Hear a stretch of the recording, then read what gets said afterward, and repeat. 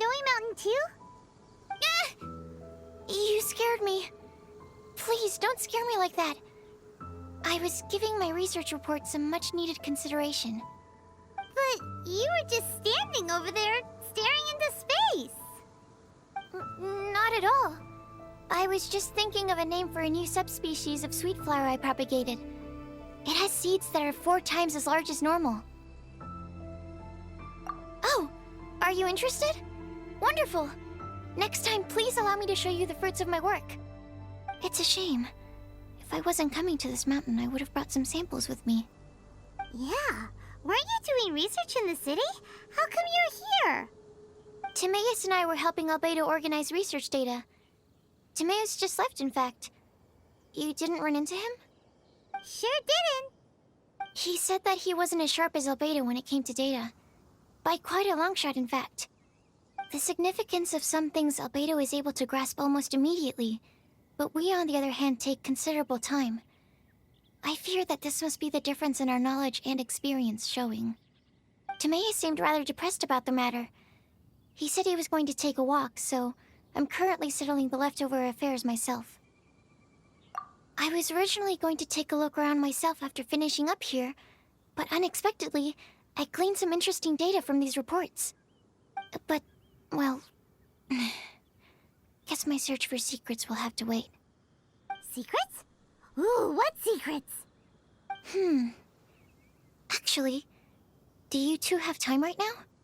Don't have anything on us but that. Then, could I ask you for a favor? In truth, I feel like Albedo is concealing something from myself and Timaeus. But isn't he your teacher? What would a teacher have to hide from his students? That's true, but I feel like he's always hiding something. It is my personal guess that it is some great secret of alchemy. Wait, how are you so sure? Timaeus and I are both passionate researchers of alchemy. If it was anything else, Albedo wouldn't have any reason to hide it from us. You do have a point. Could you help me investigate what it is that Albedo's hiding? Please. I'm just too curious. What do you think? Yes! Thank you, thank you. All right. Let's take a little trip, shall we?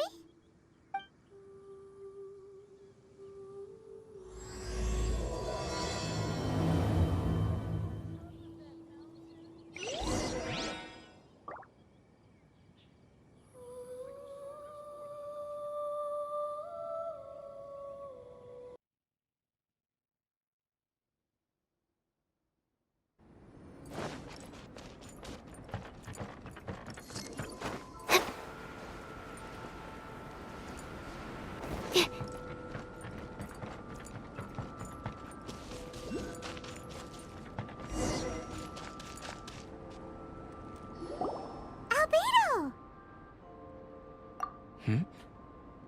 Why are you here? Are you lost? No, we're not. A secret? Hey, what are you doing? Our mission calls for a delicate approach. Sure, but still. Actually, you've arrived at just the right moment. I have business with you too, in fact. Here, catch. Huh? What's this? As you can see, it is a sword. I did not make the sword. However, I did add some alchemical touches to it. Would you like to try it out? My research indicates that this sword has some unique properties. Only you can use it. But I need to gather data from it quite urgently. So, could I bother you to use it in battle? Wait a second.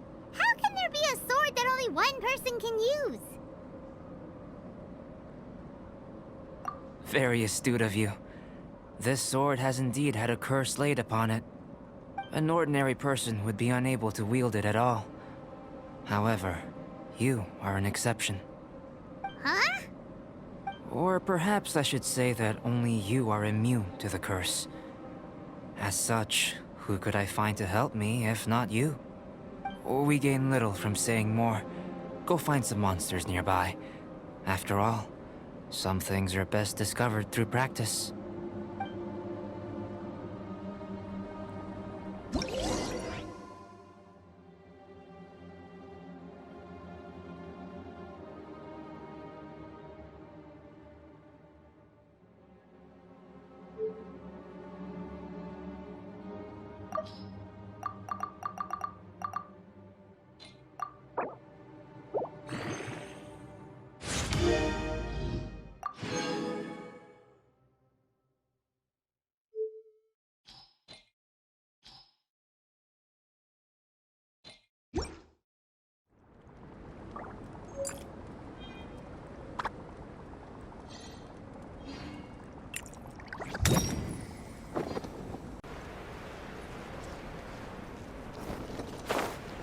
How about those over there?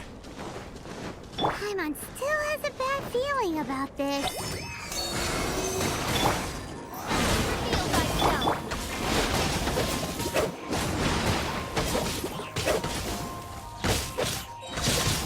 I'm going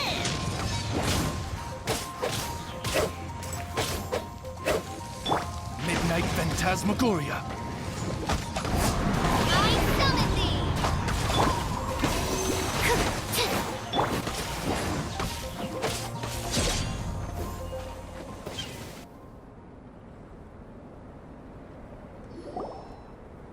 Over here! It's with this brat!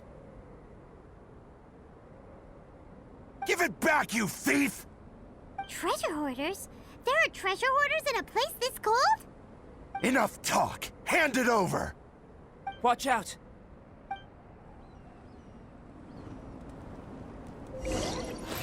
Troublesome! Stand clear! Stand clear!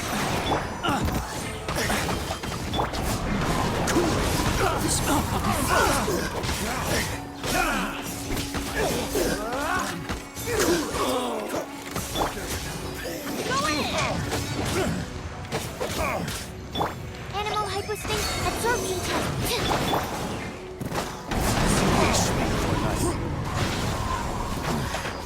The hunter. No rest for death. Free! Animal test 6308. Have a little taste. Suffocate! Oz, reveal thyself! Free! Tingle! Go in! Suffocate! This will be frozen.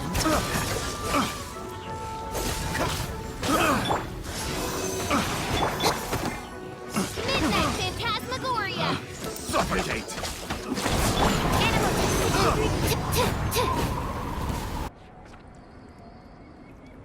Now that's rich! Treasure hoarders calling us thieves? They certainly arrived quickly. Goodness, no. They seem to have been talking about this sword. What's going on? Why are you looking at me like that? Of course I didn't steal the sword. Not long ago, the Knights caught a band of treasure hoarders outside the city. The goods they were smuggling were also impounded. This sword was one of those items. We believed it to be stolen plunder, but no one came to claim it. Nor could we find out where it came from, so it languished in our stores. I noticed it quite by chance while in our storehouse. To tell you the truth, such an old sword would see little use outside of alchemy. You claimed it for yourself? Just like that? So, then what happened? You just took it with you? Indeed. And I initially intended to perform some experiments on it, but I unexpectedly discovered its true origins in the process. This ancient-looking weapon once passed through the hands of a now-deceased blacksmith. It is a legendary, magical sword. A magical sword? It is said that the smith vanished not long after creating the weapon, with the weapon subsequently becoming lost to time.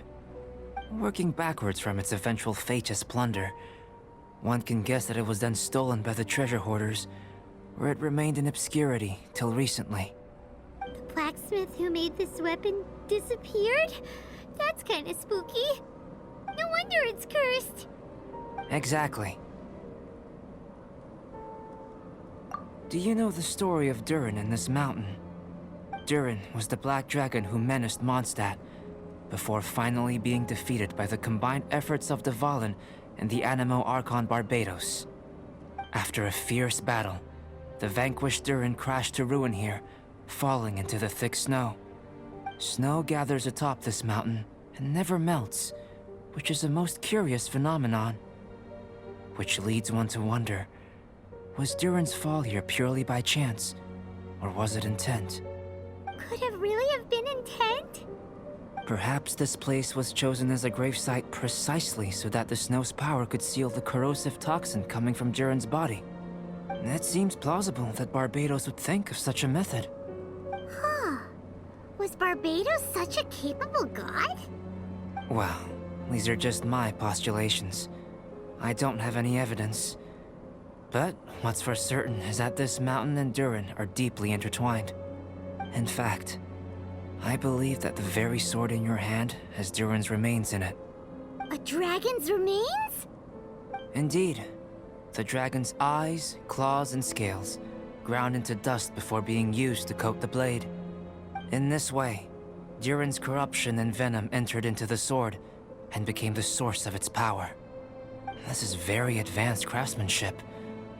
I presume that having successfully forged the weapon, the smith must have tried it out themselves in their joy.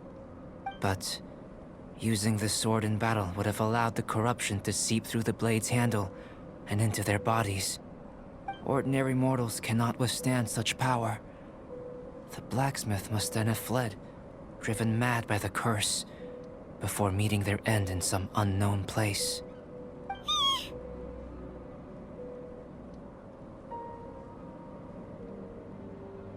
You've purified the Valen's tears before, which is a very rare ability indeed.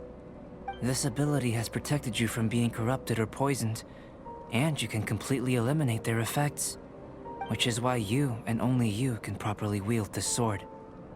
Still, this sword really is huge. Yikes! It's glowing! As far as I'm concerned, this is where the real experiment begins. This sword is still very weak at present. However, it is able to absorb energy, and through that, it is able to constantly become stronger. In some sense, you could even say that it is a living thing. Well then, traveler, adventure with it to your heart's content. I need you to help it grow. I believe that we will soon have all the proof that we need.